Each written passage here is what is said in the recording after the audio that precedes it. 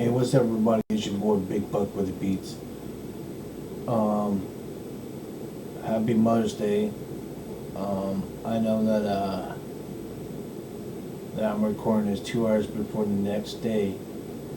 I will say that I'm not really too fond of reacting to this next video or mini interview, but because I'm a big Michael fan and I am a survivor of SA, I will say that I will be reacting to this interview of the Casios, Aldo, Dom, Nicole, Marie, and Aldo and Eddie Casio, and keep that name in mind.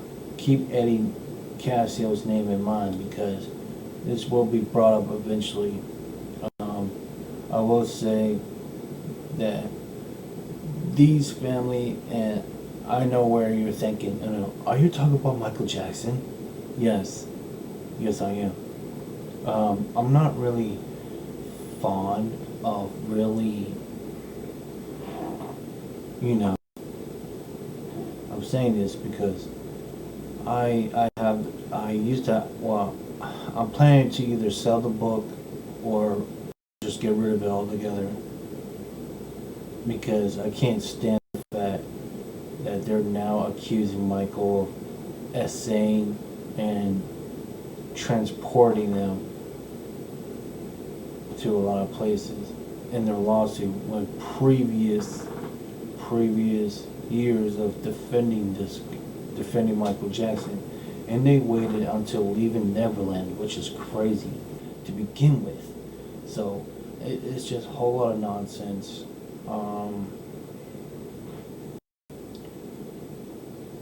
Now Eddie Casio is the one that made the Casio tracks with James Porter. James Porter is the husband of Nicole Marie Casio. And that's a whole different type of conversation, a whole other video in itself. But I just want to briefly, because Eddie Casio is the one I was talking about, what I was saying earlier, not too long ago. Now going to Frank Casio. He met Michael when he was about maybe 3 or 4 years old, I guess. I don't really give a shit. Excuse my language. He wrote a book about Michael and his experience of not only spending time with him, but also working with him as a personal assistant, I guess. I don't know. That seems hella sketchy to me. But let's skip the normalities of this and let's get into this right after this intro. OMG, it's Big Buck. I'm a broke boy, but I got big dreams. I'm a broke boy, but I got big dreams. I'm a broke boy, but I got big dreams. I may be a broke boy, but I got big dreams. Alright. I can't believe I'm watching this, but again, I'm not going to sugarcoat this. I'm not going to sugarcoat this at all. Let's get on with this BS. I can't believe it's like almost half an hour, so I'm going to try to cram this. Coming up on 60 Minutes. The movie might be a blockbuster. Ready whenever you are, Michael. But it doesn't tell the full story. You were under his spell. It's a monster. He's evil. Michael Jackson had a secret family I was groomed since I was born. who'll forever be traumatized This was the worst thing to live with. by what he did to them. None of you knew the other was being abused. Made you feel like you were the only one. Wow. He's tricked the whole world. That's next on I cannot believe they used drama effects on this whole thing. And already it's giving me some type of unnecessary creepy vibes. 60 Minutes. 60. There's no question, Michael Jackson sure could entertain a crowd. From the age of 6 until his death at 50 in 2009, he was... Again, why with the picture? What's with this picture? Like, I don't understand this. I really can't understand this. I really don't. I really don't. It's already given me a sob story of there's nothing new. The master showman. The proof he could sing and dance is all through the Michael biopic, currently screening in cinemas. But there's a lot about Jackson's life that's left out of the movie.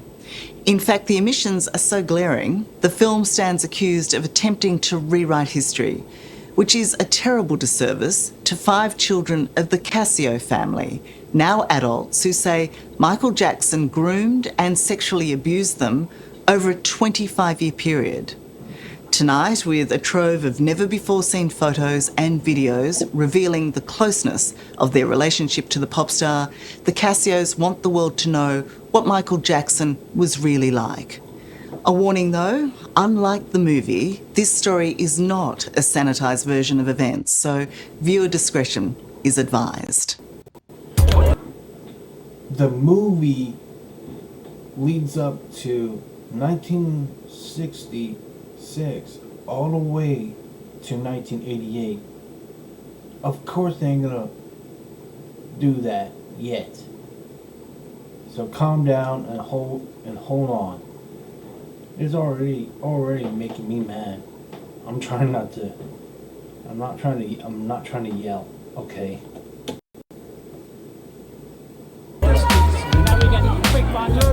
It's the new slick film that has Michael Jackson fans in raptures, immortalising the moonwalking megastar.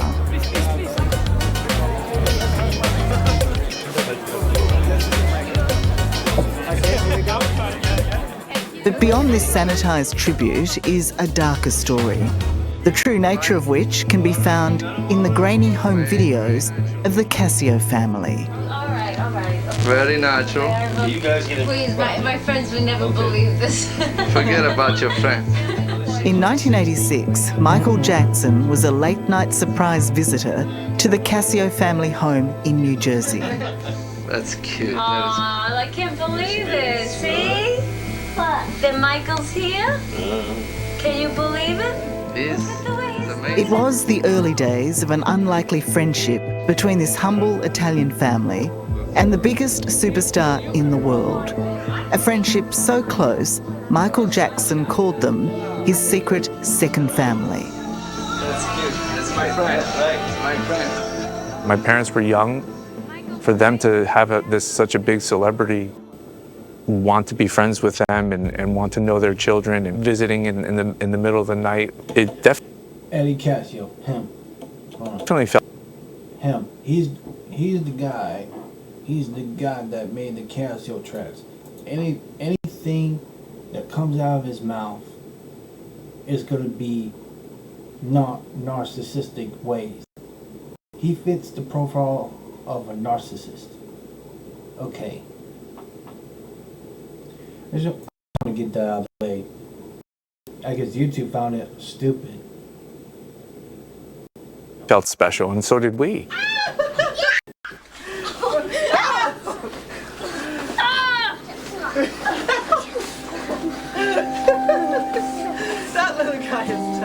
But now, 40 years on, the grown Casio kids Oh my gosh. want to expose the dark side of that secrecy. Like, why is he playing with us? You know, he's an adult. You know what I mean? Like, Eddie and his sister Marie Nicole. There's Marie. Oh my god. That's Nicole Marie. Gosh. Baby Marie. And brothers Aldo and Dominic. Yeah, this was before any of the abuse started.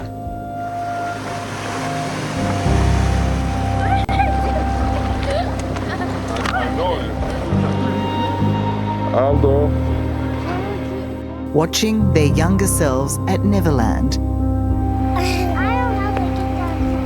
Easy. Michael Jackson's theme park home, where he was the king of the kids. But in truth, it was a house of horrors. There was a private room. upstairs. Yeah. I remember that. Oh my God. That's up there, yeah. I went in that room.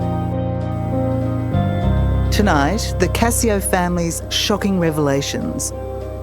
Each and every one of them say they were molested by the pop star, but incredibly, none knew of each other's abuse.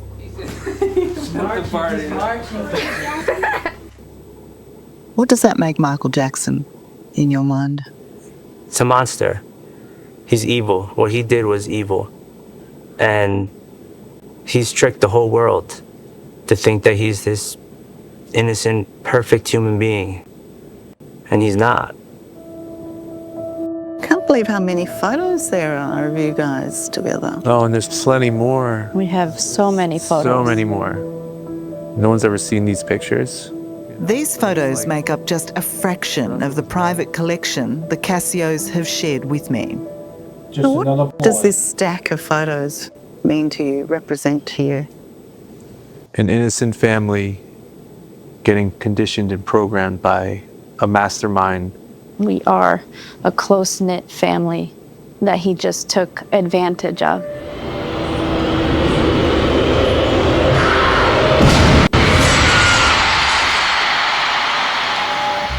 Michael Jackson was a god. In his time, there was no... Okay, I try to not to say anything, but because I'm trying to like dissect everything. But he was anything but a god. Okay, he just happened to make music that inspired generations of artists. Okay, and that's wholly exaggerated. Okay, it's again, I'm trying not to get very frustrated, but I mean, let alone, I will say, I mean, they're not even saying the fact that Frank had extorted the estate. I mean, I could pull it up right now, but I mean, let's take a pause a little bit and just look at the arbitration transcripts.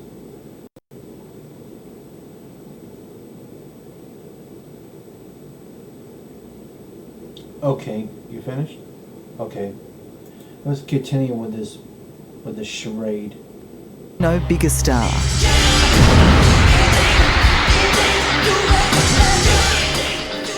And it was in the mid-1980s that he befriended hotel manager Dominic Casio Sr., wife Connie, and their children, including Eddie.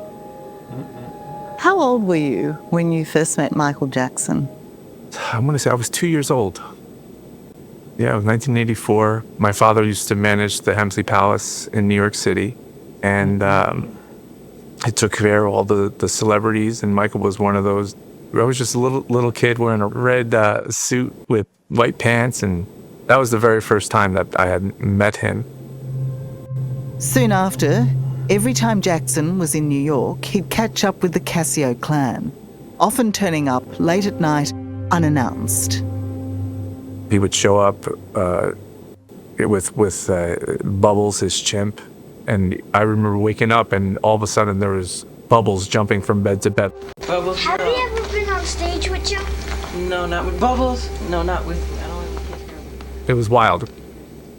From that point, you know, whenever he would come into town, like he brought up the damn monkey. He brought up Bubbles. He would come visit. Over the years, Jackson became a constant in the Casio family. Dominic Jr. remembers how he drew them all in. He was like kind of like the fun uncle, you know, like he just was always fun to be around.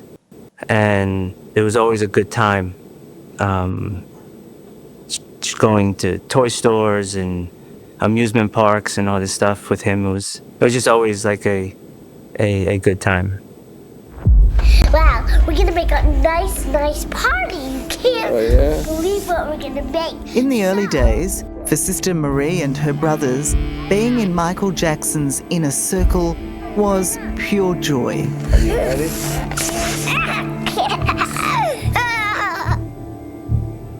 As they grew, they took countless trips, on tour as Michael's special guests, flying by private jet, meeting world leaders, diplomats, and superstars.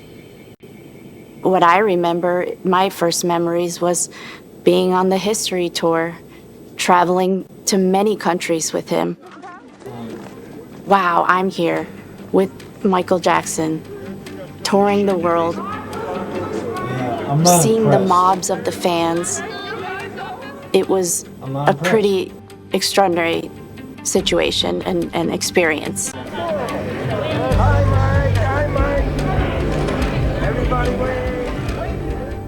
You must have felt like you were, part celebrity yourself. Oh, absolutely. Oh, yeah. I mean, that we definitely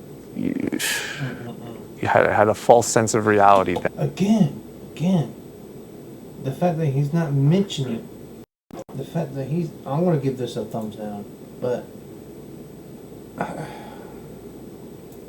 I cannot believe 60 people, the fact that they turn off their comment section is comical at its finest. Then, because, he made us feel like we were his family, his kids, his everything.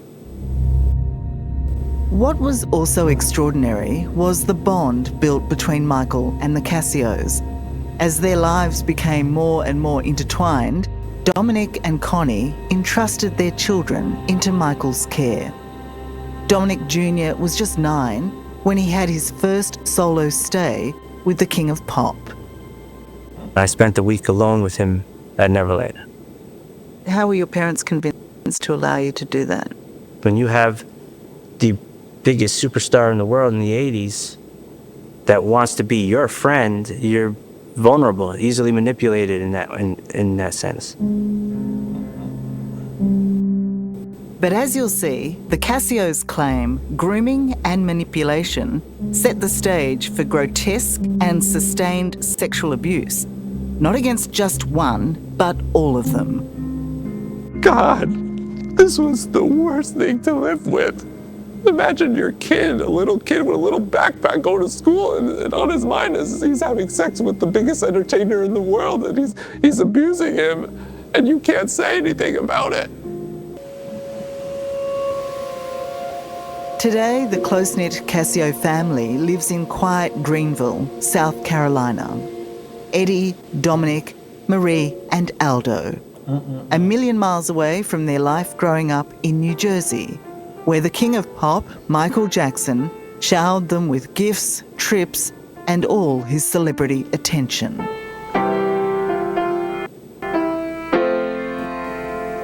Very good, Poppy, very good. Now which one? We Are the World. He just learned We Are the World. I just remember being excited that he was there, nervous at the same time. My father would say, "Oh, show Michael what you learned on the piano." So we would just play the piano, the songs that we're working on, and the songs that I was learning were his songs.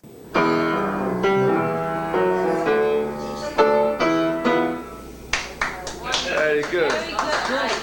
What else, Pop? He's got the chords now. Eddie first played for Michael Jackson 40 years ago. Today, his memories of that time remain painfully sharp. Eddie says, first, there was the sustained grooming.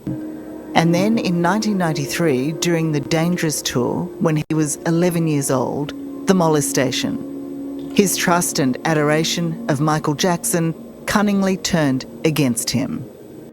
That's when my world started to change. What happened? Well, Again, he's the first one. Why him? we were on tour, and that's when Michael started to get closer, started to maybe rubbing me on my leg, I was sitting on his lap. And that's when the first kiss happened, where he kissed me on the lips. And that was the start of my time with Michael, of, you know, being molested.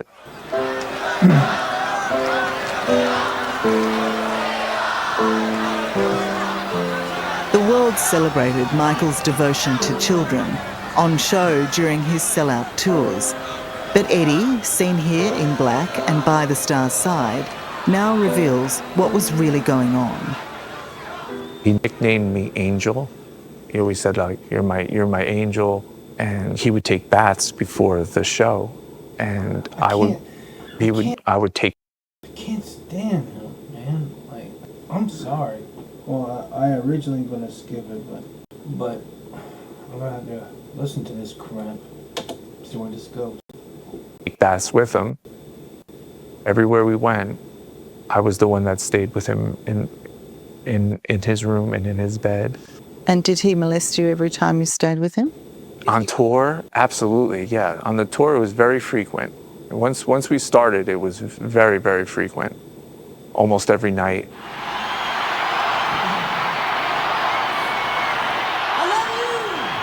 It was the same charm offensive Jackson used on all the Casio kids.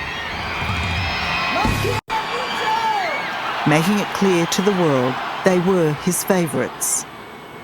What that meant in private was highly inappropriate, as Dominic soon learned. It started with what he would call the booty rumble, where he was laying down on the bed and he would lay me on top of him with my genitals up against his, and he would shake my butt, and while he would shake, he would kind of like push up against me. How old were you then? I was like 8 years old. And what was he saying to you to make this okay?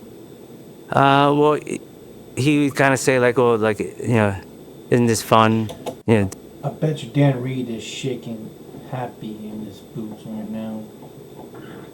You know, I'm sorry.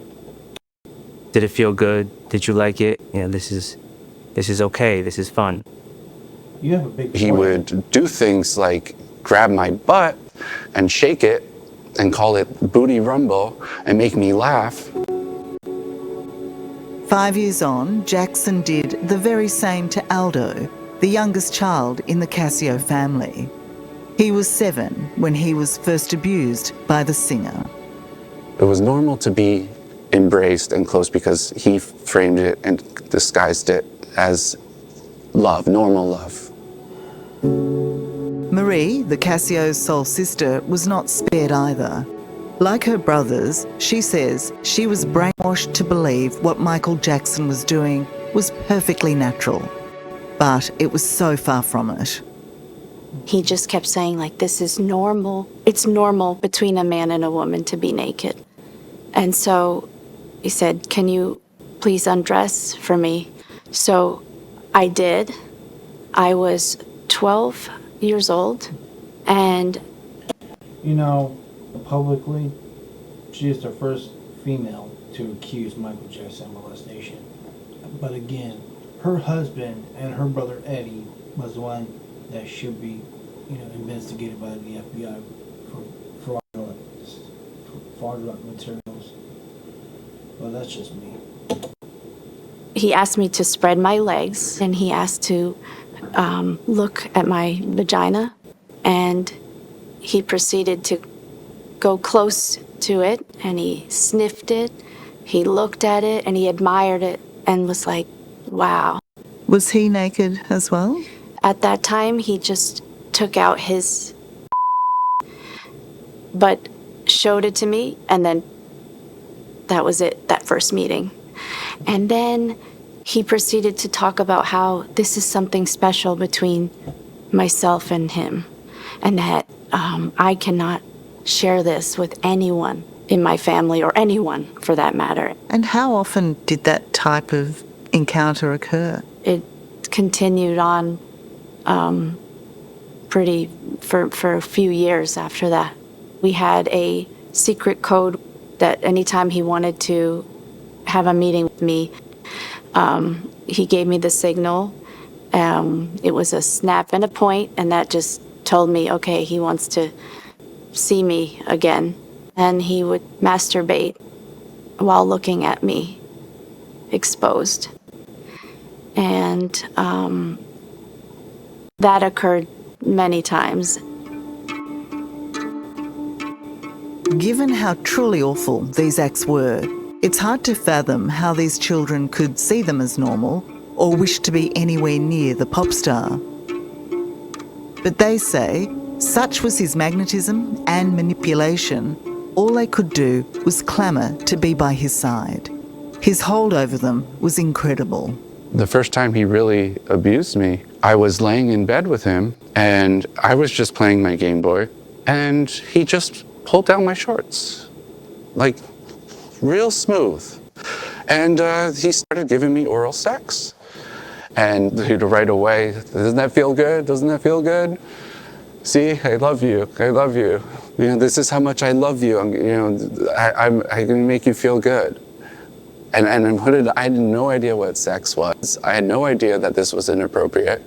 Me and masked it into the love, into love, this fake love. Over years and across dozens of cities, the unrelenting sexual abuse only escalated. I can't get behind it, man. I really can't. Much of what the Casio family shared with me here is too explicit to detail. But it's clear the superstar shamelessly traded on their innocence to deliver the very worst of Wacko Jacko.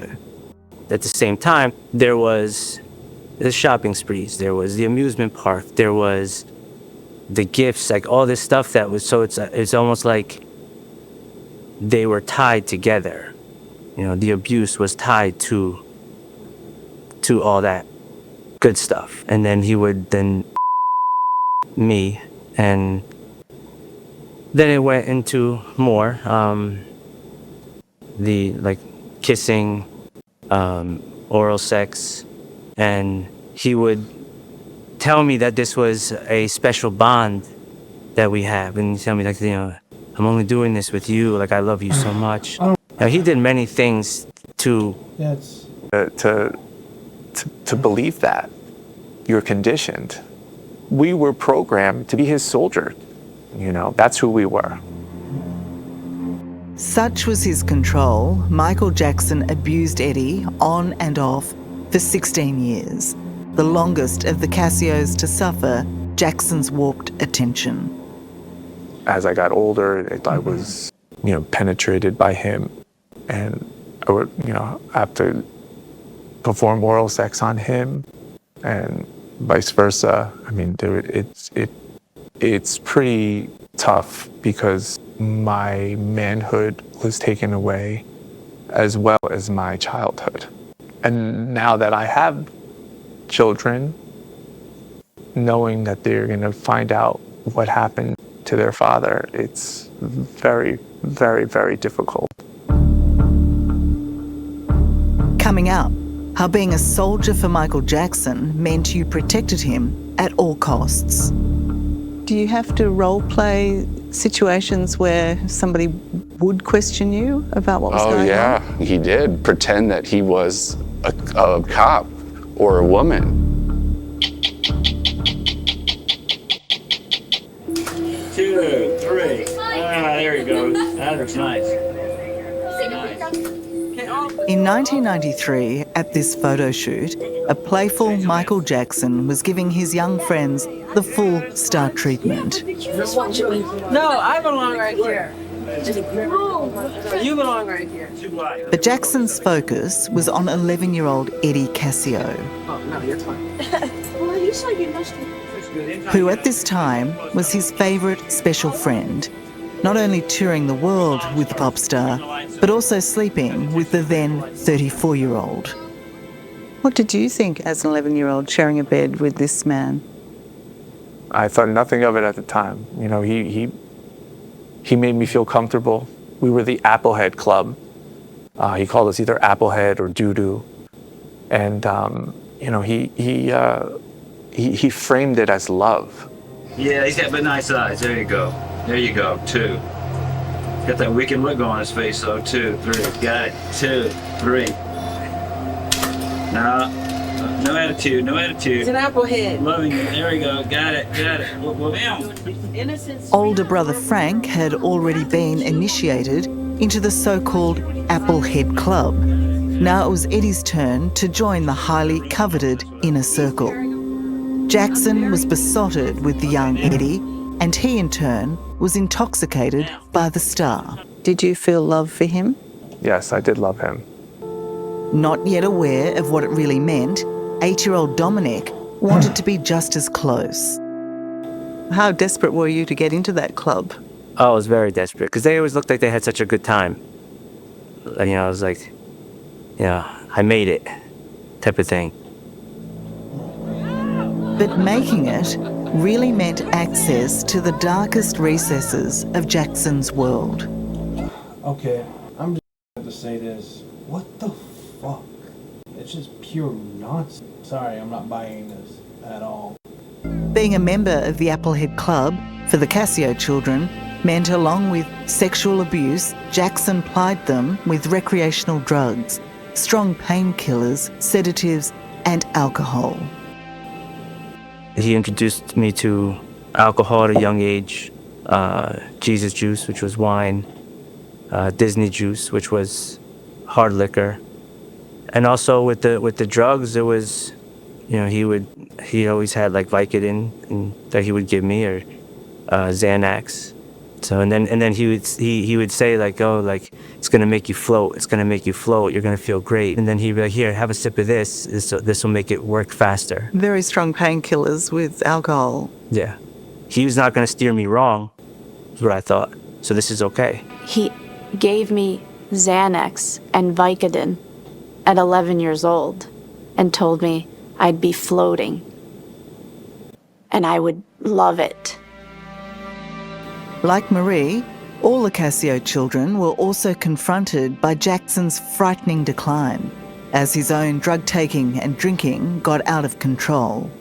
There were many times where Michael would overdose on drugs in front of us, and we would have to run to get help. And we would be panicking. It sounds like a nightmare for a child to be in. It was so traumatic. So traumatic. I didn't know what to do. We had to help someone as best we could because... Say something positive, but I can't. He was an addict. For Aldo, the family's youngest, at times the fear was overwhelming. Did you find his appearance scary as a kid? Yeah. Yeah, especially when you're in bed with him at night and he turns into the zombie and you don't love me. He's all, his eyes were like this, all glossy, and he was a monster, a literal monster to me. So yes, he did scare me many times. There had long been suspicions about Michael Jackson's true interest in the children who surrounded him. In 1993, he had been accused by another child, 13-year-old Geordie Chandler, of sexual abuse. Jackson settled for $25 million, but denied the allegations, claiming it was a plot against him. I ask all of you to wait and hear the truth before you label or condemn me. Don't treat me like a criminal, because I am innocent. He just really put it in our heads that family was just out for his money, and none of that is true. And did you think the world was out to get him? I did. I believed that at that time. We were warped under his spell, and it was hard to deprogram from it. Again. In this childish fax sent to the Casio kids, Jackson stated his case, vehemently dismissing the claim as a baseless money grab by the Chandlers. It was all extortion, lies, lies. And the impressionable Casios bought it. That's right. All you kids, give him a nice massage. Okay. Very hard. Given the highly publicised case, it might seem inconceivable, but Mum and Dad, Connie and Dominic Sr., had so much faith in their friendship with Michael Jackson, they were blind to what is glaringly obvious now. They just didn't see what was happening under their noses. Now your turn, Rita. No. Yes. I didn't get. I thought. No, I do you. When he first abused me in New Jersey, my parents were home, but they were downstairs. And it was normal for him to be with us, spending time. Yeah, but he was a man. So what was he doing with the kids? Have your parents discussed that with you since those days? So, you know, there's a lot of guilt there because we and they have asked us many times in the past, and we were very, very adamant that nothing happened to us and that there was nothing going on that was abnormal. My mom, she asked me, is Michael doing anything to you? Anything inappropriate? So I had to say what he trained us to say and with the whole attitude, no, Mom, what are you talking about? He would never do that. He does, obviously not, Mom, you know? She's like, okay. There are photos of you where you're half naked and you're being held by Michael Jackson. You do not look happy. I feel so bad for that child that's on his lap because I was definitely experiencing some type of trauma. You could see it in my eyes. Would you not have expected others to see that? I don't know, because I didn't see it in my brothers as well. I can't judge. Michael Jackson was so good at convincing the siblings of the dire consequences of speaking up. Each child independently vowed to never talk about it. Suffering in isolation, unaware, they all shared the same trauma. He would instill a fear into you about if this happens, I'm going to be in trouble, you're going to be in trouble, my life is going to be ruined, your life and your family's life is going to be ruined, I'm going to go to jail, you'll go to jail. He trained me to, even if authorities or anyone asked me, is something happening, to say no. Aldo says Jackson even played the role of interrogator to test and train the youngster to never break his pact. That was the heavy lifting he did, was pretend that he was a cop or a woman. What question would he ask you? Well, just, is Michael Jackson doing anything inappropriate to you? Is he touching you where you don't want to be? Is he touching your pee-pee? He did role play of me getting dressed, saying, see how fast I could hide any evidence or act like nothing was going on. So there was a lot of sick brainwashing and role play that I remember. I'm sorry, I just don't believe him. And it was totally how he managed to do what he did with us and get away with it. And, I just was left hopeless. Even with the overdose death of the pop star in 2009, none of the children could break the hold Jackson had over them. I fell for it. I worshipped him. I idolized him, and I looked up to him like a god. When he died, I was kind of left alone and confused and wondering what's next for me. Of course, Eddie, you would say dumb shit like that. Like, what's next for you, really? You really want to know my answer to that? I'm going to tell you right now. You made fake tracks. And then, Coming up, the shock revelation that led each Casio child to finally share their own dark secret 10 years after Michael Jackson's death. I'm like, who got into my brain and put this out here? Like, how are they saying this? How do they know this? For 25 years, Michael Jackson kept secret the terrible sexual abuse he was committing against every child of the Casio family. And it was a secret they all faithfully kept, not just from the world, but from each other. Today, Aldo, Marie, Dominic, and Eddie recall their life as kids. I think one of the really extraordinary things about your story is that none of you knew the other was being abused. That happened in one family. Well, I think that he just did a very good job of making each person feel that way and feel like and convince us that we're the only ones that this was happening to. Yeah, I think he was pretty much a master of his craft of knowing how to pull this off. So no clue, no hints, Eddie. No, I remember thinking there's no way that he could do that with someone else. They would come out and say something, there's no way. It's total brainwashing. We were brainwashed to believe that way. This is the Casio family.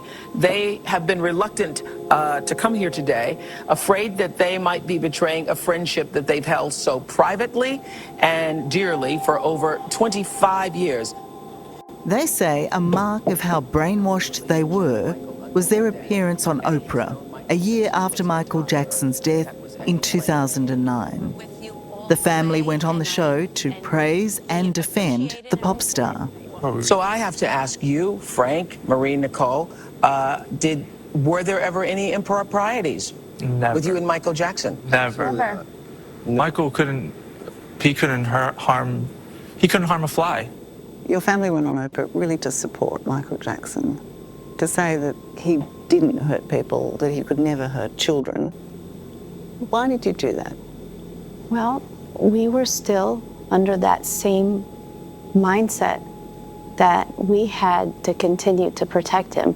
Nobody was ready to come out with the truth. We were all scared to come out with the truth. So what other option did we have? We had to keep defending. That all changed in 2019, the Leaving Neverland documentary, which detailed other explosive allegations against Michael Jackson. Again, he was one of the kindest people I knew, and he also sexually abused me.